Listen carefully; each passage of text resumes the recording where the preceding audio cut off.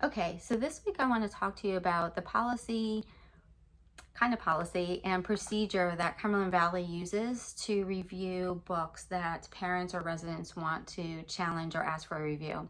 So they might want to review because of content, whether it's obscenities, vulgarity, or just overall the point of a curriculum book, right? If they don't agree with the ideology, they can request a review.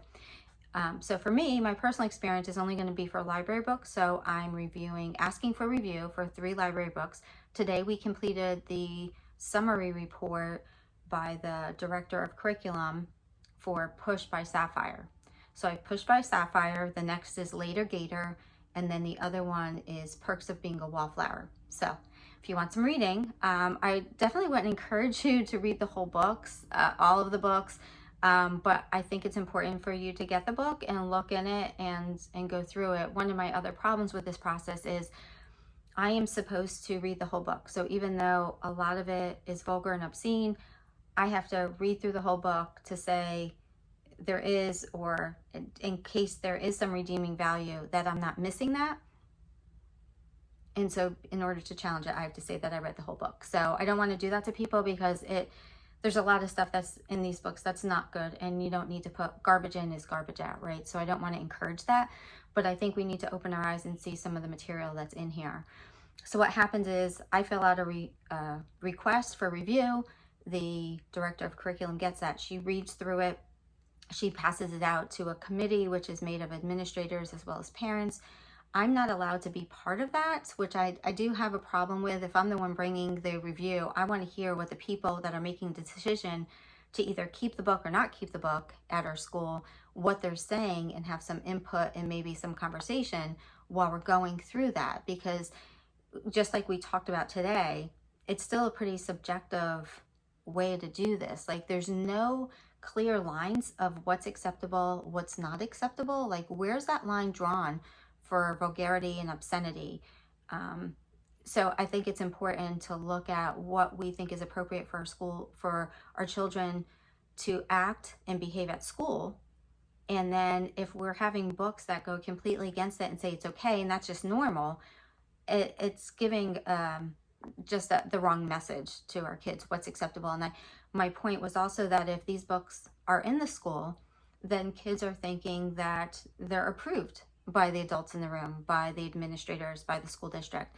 And so if they're saying it's okay, then they agree with the information that's in these books. And just like Push by Sapphire, there really was no ending. There was no conclusion. It's talking about a 12-year-old girl who's pregnant by her father for the second time. And it goes into graphic detail of the abuse, the sexual abuse, and the physical abuse that she took on by both her mother and her father. And she was illiterate and the struggles that she had, but there's no clear message of, it's just kind of, this is what could happen, and it is happening. We know it's happening. But somebody that has not experienced that trauma does not have to go through that trauma to be kind and compassionate to people that did. There are many therapists out there that have not experienced everything that they treat their clients for. So to have our children that have not experienced that trauma be exposed to that, I find that actually harmful for them to be able to process, especially when we think about the adolescent brain is not developed until age 25, right? 18 to 25, it's starting to mature and be able to process and work with emotions and actually problem solving and using the information and making good decisions.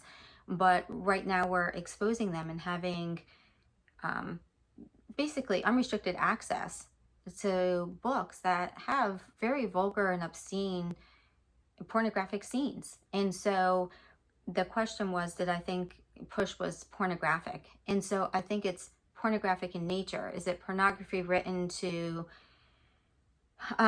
cause sexual arousal? No, but could it? Yes, because it's very explicit. It's abuse, but it goes through very, very explicit details and just not age appropriate. I know for 3 of the adults in the room, when we were talking about this, said that they had a hard time getting through it. That's as adults. processing, right? We're able to process that as adults, and maybe not well. And if we've had other trauma, maybe that triggers us. And so now think about a child who isn't ready to process that, maybe has experienced it, and there's somebody else that has. What does that do to them at the end? Do they need to talk to somebody? Do they talk to somebody? Right? We don't need more of that just to encourage more school counseling, right? We don't want to cause trauma so that we can help them. So I think it's just important to understand, what are we exposing our kids to, and are they ready to be exposed to that? Are their brains ready to develop? But then we also have the values and the morals and the belief systems that we have. And so I am not trying to burn books. I'm not trying to ban books. And you're going to see in the next blog next week that there was an article written in Penn Live where they said, local activist Kelly Pottinger is asking to ban books at Cumberland Valley School District. It's not true. I'm just asking you to review and see what's appropriate and what's not appropriate. And then an individual at the school board meeting last week, made mention of an individual for Moms for Liberty who wanted to ban books. And again, it's a perpetuating lie. I don't want to ban books.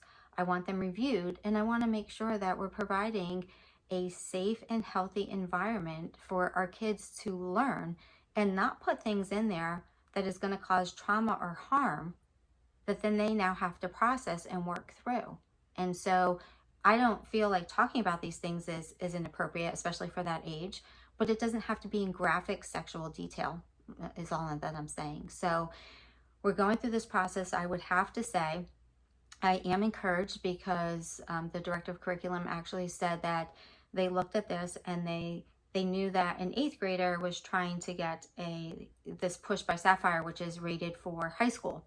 And so they are now putting in place where if a child wants a book that's rated higher level, maybe because of content, that they send a note home, and then the parents have to okay that and send that back in. So that's great. Do I think these books should be in there at all? No, but that's my personal. So, right, we'll take this as a means to do a stopgap check, right? And then the other thing is that they are looking into a process that where if a parent wants more parental control over what their children check out, they can just have it on their library card when they go to check stuff out that it says parental checkout only. So the students would have to talk with their parents and get the okay beforehand to check something out. If they went and tried to check something out and their parents didn't okay it, they wouldn't be able to check it out at the school library. So again, that's another great stopgap. So I'm excited for that. I want to thank them for looking at that, right? Steps. We have steps that we can work together to find solutions for this. But I also just want to make it clear with the content that in here, does it really need to be in here, right? There's so many other books that are available that I don't think we need sexually explicit material having our children exposed to that at an age where their minds aren't ready to process. Pornography business is huge, and it has exploded during the pandemic, and people are suffering because of it.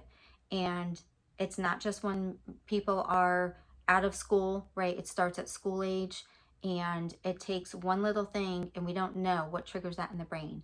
But it's just like basically being addicted to drugs. It rewires your brain, and it is an addiction. And so we don't want this to be a gateway for individuals to be exposed to something that could be harmful, not only now, but down the road in their lives. So again, focusing on the academic education, and then having resources and materials in the school that are going to help in a positive way improve the overall quality of our children's lives.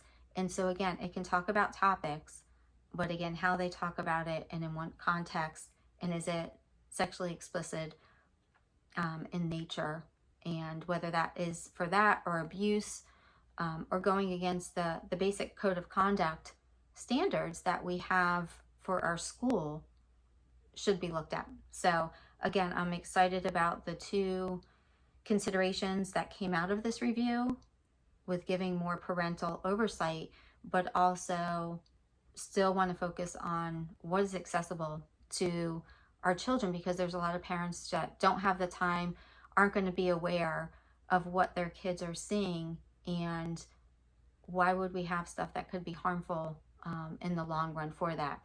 And again, it's not saying that if parents say, well, I would let my kids read that, completely fine. You can check that out at the local library. You can purchase that, or you can get it online through the library, but doesn't have to be through the taxpayer funded school library.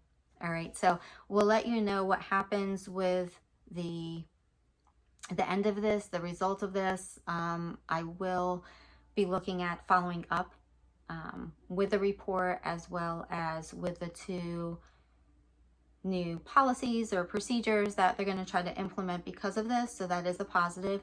But again, we have to make sure that we are doing all we can, that they are having a positive experience and only being exposed to stuff that's going to be helpful and positive for their overall health and well-being, and focus on academic achievement in a positive light. All right, have a great